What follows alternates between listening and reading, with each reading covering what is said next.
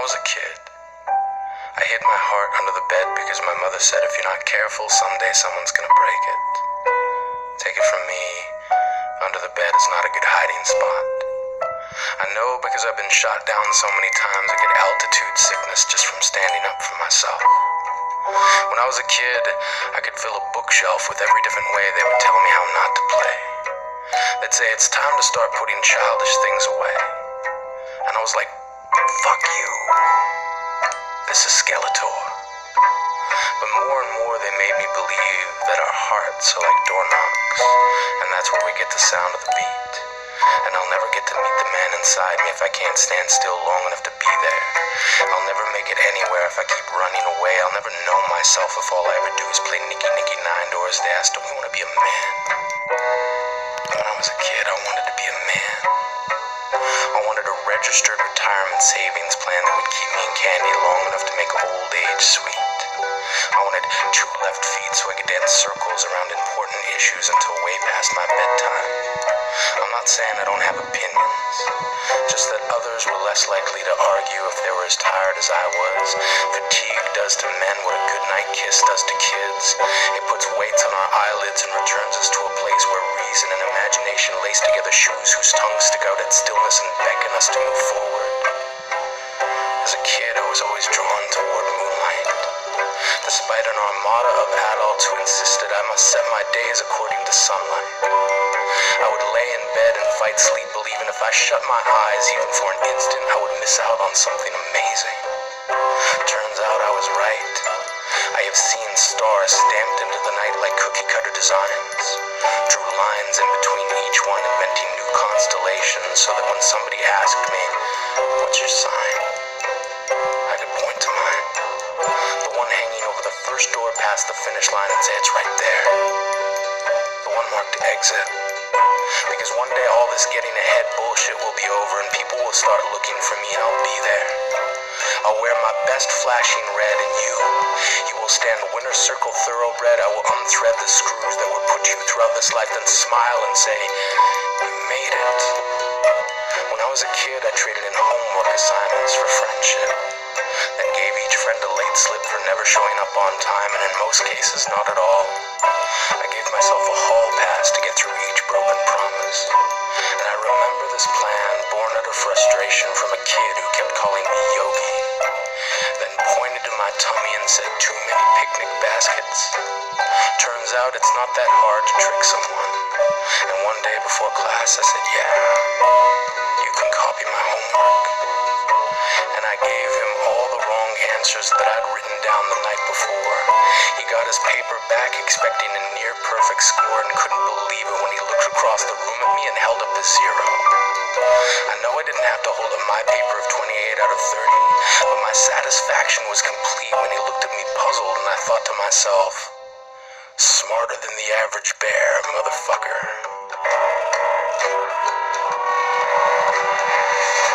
When I was a kid, I slid love letters through the slots of lockers that belonged to my secret crushes, built paintbrushes from the tiny hairs that stood on end every time I saw them. My brain stem finally bloomed into thoughts. I connected dots and made masterpieces, each brushstroke a thesis dedicated to the explanation that you, not knowing who I was only because anonymity made it easier to be brave. I dipped my brush into a tidal wave of I hope this will one day wash over me. I can guarantee, if you've ever had a secret admirer, it was someone very much like me who loved someone very much like you. It was someone who wanted to tell you how much you meant, how every second we spent thinking of you was simply the cost of getting us through the hard times. We saved nickels and dimes hoping our first date would be with you. Through the discipline of love, we gave up comic books and video games. I promise you, every guy I've ever met remembers the names of the ones they loved first, that our thirst for love continues as we cross the deserts of maybe, believing we will find an oasis of yes. We acquiesce. Yes. We probably should have just said something. But we were chicken shit. We lit the fuses of our hearts and exploded every time you walked on by. When I was a kid, I did stupid shit. Ripped the women's underwear section out of the Sears Christmas wish catalog and blamed it on my granddad. He did end up covering for me, and had only this to say, You're only 12. So I'm impressed. But take it from experience, don't hide that under your mattress. So I didn't. I hid it in the empty box of a board game that I never used to play. And on the day when my grandmother eventually found it, she reamed him out for hiding pornography in her grandson's bedroom. The impending doom of the truth set upon me like a dying sun, sending its last ray of light over the horizon and aimed directly at me. He didn't say a word. Incurred the full wrath and laughed with me later, saying it's like your heart. It doesn't matter where you hide it. Lovers are like little kids lifting up a rock looking for an insect. They will find that shit. When I was a kid, I trusted myself enough to know that one day I'd be a man. One day I'd have a childhood for a past and a future for a backup plan. That every gauntlet I ever ran was a potato sack race in which time would chase me further toward an ending. I am bending myself back to the beginning, reminding myself there is no winning any race against yourself. Slow down. And when the kid in you falls, turn around, pick them up, dust them off, then continue. Trust me, you are gonna need that kid. You are gonna need someone to remind you that every weed is a flower, just trying to make shit work. That every jerk you ever encounter is just another someone who somehow forgot it's okay to need a hug.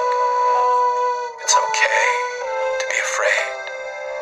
When I was a kid, I played hopscotch with the lines they drew in the sand, landed on the conclusion that secondhand clothes at least have the benefit of experience, and I've got a 137th hand heart, broken apart and stitched back together at the seams. I've cartwheeled across balance beams made from the broken finger bones of people who could not let go of this life. I still love the night. I love the fact that if you squint your eyes just right, stars look like porcupines of light, stumbling across the dark, dipping their quills into the night, trying to write apologies for all of the unanswered wishes from the times we once wished upon them. And sometimes I still wish. And most times I wish I didn't have to. I wish I didn't have to wish. So I guess what I'm saying is that I hope I never forget that kid who grew up inside me. He just seemed to laugh a little bit louder, smiled just a little bit longer, loved a whole lot stronger, world's first official awesome monger, taking awesome from door to door. Take as much as you need, don't worry about me, I got more. I got a candy store filled with whatever it's gonna take to make tomorrow sweet. I got 2 left feet and no bedtime. I'm still not brave enough to have an orgy, but I rock the slumber party, come nap with me. First one to fall asleep loses. First one to fall asleep wins. The race stops at the start and the finish line is where it begins, so this time first one to lose wins. I know we never meant to turn our hearts into garbage bins. It was an accident. I know the headlines about us giving up were a misprint, and really just bad reporting. I know we've been boarding up all the windows from the outside in. We've been doing it ever since they told us to start letting things go. And I know we got into the habit of throwing everything away.